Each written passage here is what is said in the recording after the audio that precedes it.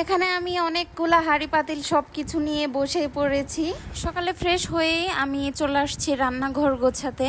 অনেক হাঁড়ি পাতিল একদম জমা হয়েছিল, সেগুলো এখন আমি গুছিয়ে ভেতরে রেখে দেব।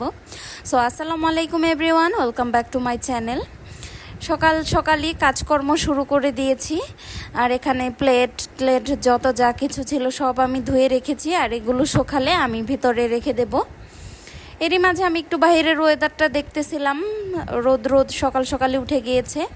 আর এখন উমাইদের বাবা উমাইদও ঘুম থেকে উঠে পড়েছে, এর জন্য মশারি টশারি উঠিয়ে আমি বিছানাটা গুছিয়ে নেব।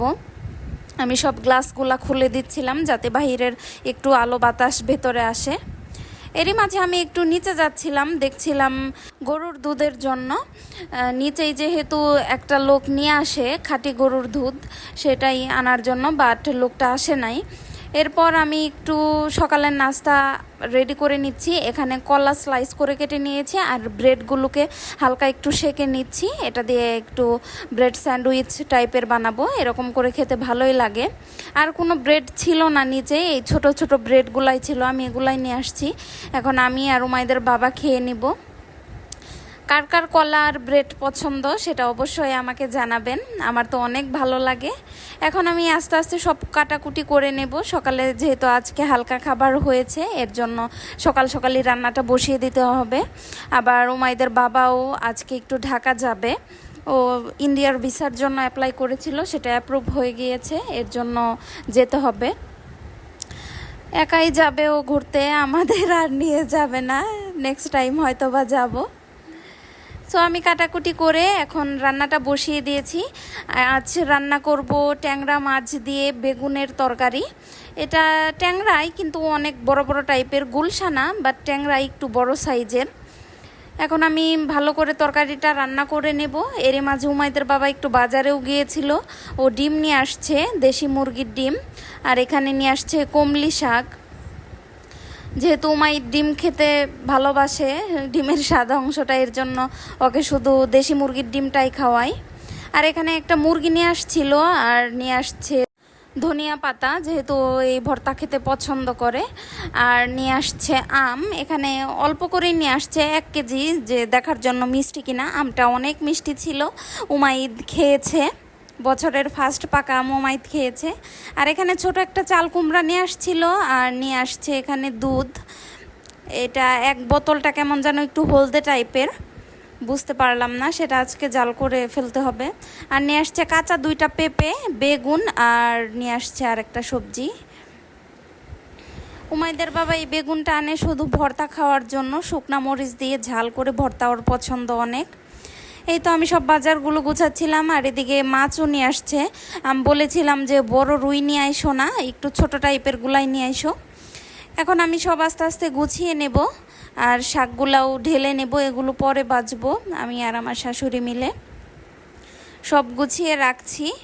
আসলে বাজারের দিন একটু কষ্টই হয়ে যায় যদি মাছ টাছ নিয়ে আসে, একা হাতে পারা যায় না।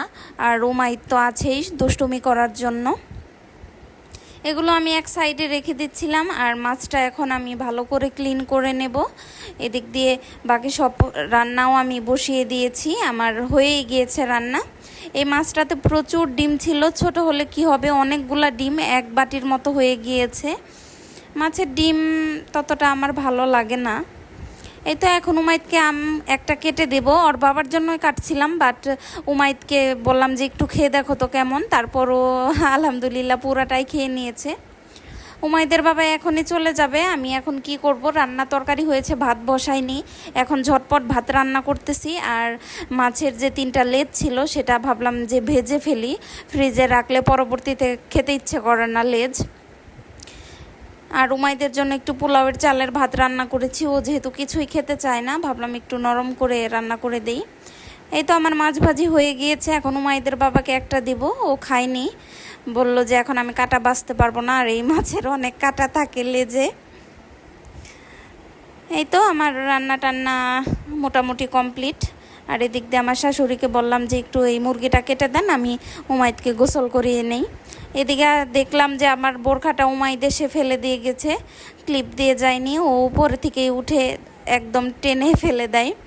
এখন উমাইদের কিছু কাপড় আমি ধুয়ে গোসলটা করে নিব। উমাইদকে আমি ফ্রেশ গোসল করিয়ে দিয়েছি, গোসল করে খাইয়ে নিয়েছি। ছোট বাবু অনেক নোংরা করে ফেলে, আর আমারটা তো আলহামদুলিল্লাহ অনেক চঞ্চল, ওর সাথে পারা যায় না। ওকে ঘুম পাড়িয়ে নিলাম, এখন ওর পাশে আমি কিছুক্ষণ শুয়ে থাকবো। আমারও ভালো লাগতেছে না, মাথাটা ব্যথা করতেছে।